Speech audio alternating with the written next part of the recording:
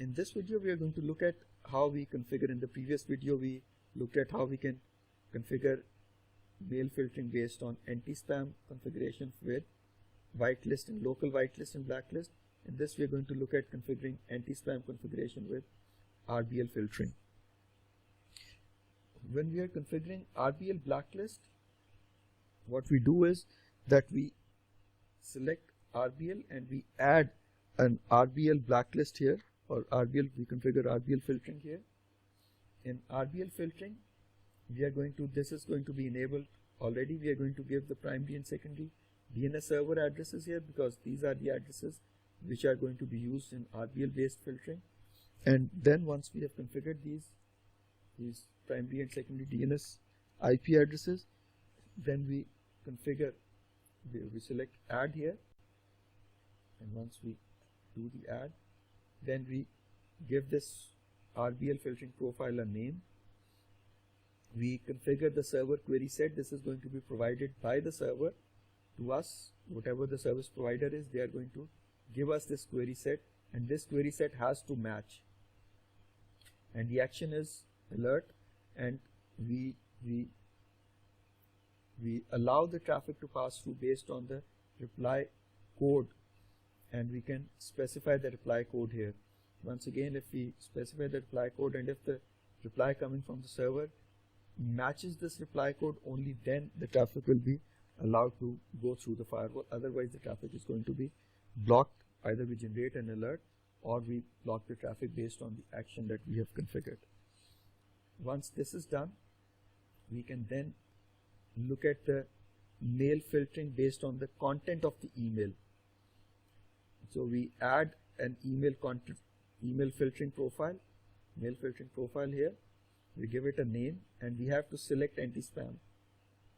Anti-spam has to be selected here if we want to do the filtering based on the source IP address, either on the local whitelist or blacklist, or on the RBL filtering list or RBL based IP addresses.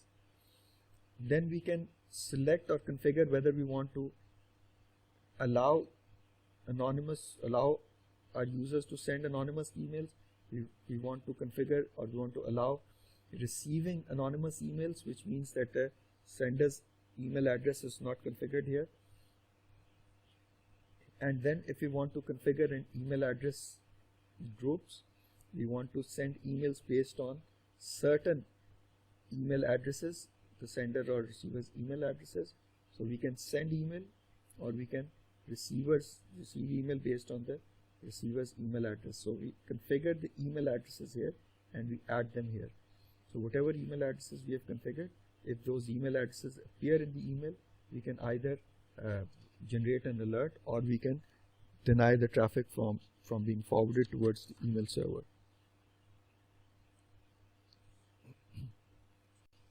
So you can see here, we can also do our filtering, or we can also filter the emails based on either the number of attachments, sending or receiving, the maximum number of attachments, and what action we want to take if that threshold is exceeded, and the size of those attachments. What is the total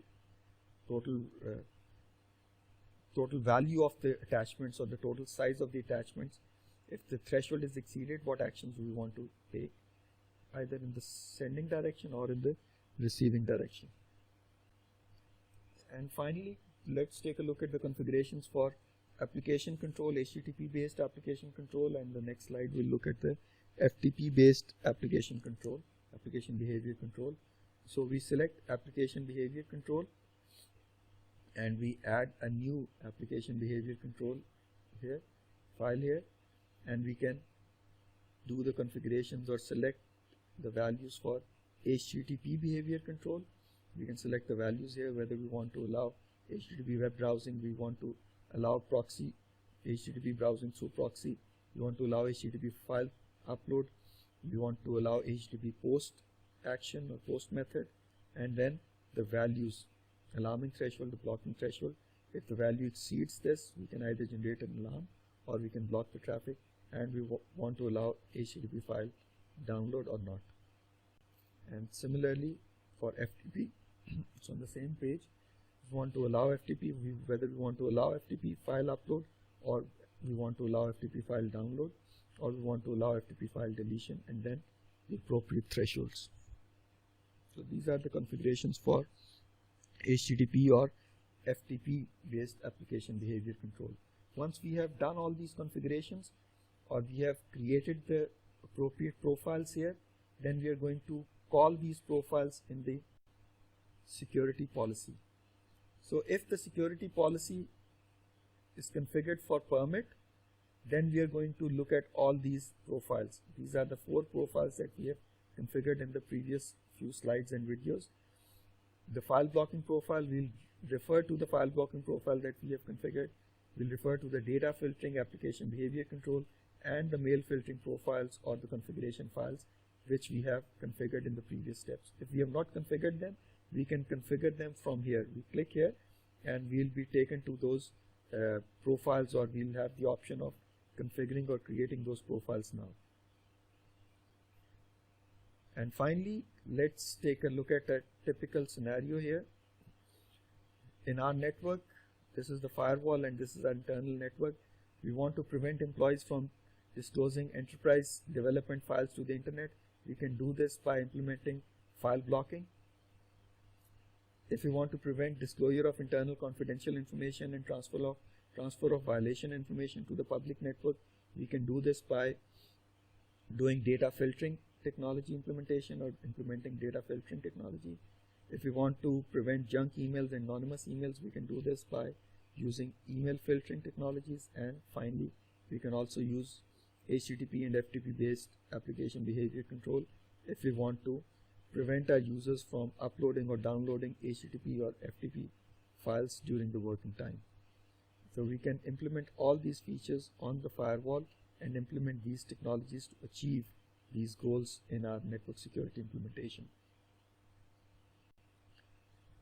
At the end, let's take a look at some of the troubleshooting methods, or a typical troubleshooting scenario, how we can do the troubleshooting in our firewall for content filtering, which we have studied in the last few slides and videos. For troubleshooting of content security filtering, first of all, we need to check the license validity. Then we have to check the profile, whether we have done the configuration in the profile, whether we have implemented that profile, or we have committed, or we have clicked the commit button so that the configuration is valid and available for security policy. And if nothing happens, if everything is okay, we should reinitiate the connection. We should reset the connection of the user so that it can go through all these checks all over again, and then it can be blocked. This is a typical scenario where employee A, we do not want employee A to be accessing certain websites, and we have blocked its access. However, the user A can still download some forbidden files from the internet, and we want to check why it's not being blocked, why it can still access those files and download those files. First of all, we are going to check the license. We can see that the license is enabled, so no problems here. And then we are going to look at the policy. We can see the policy which is covering user A. That policy has got a number of hits, which means that there is nothing wrong with the policy. The policy is working fine.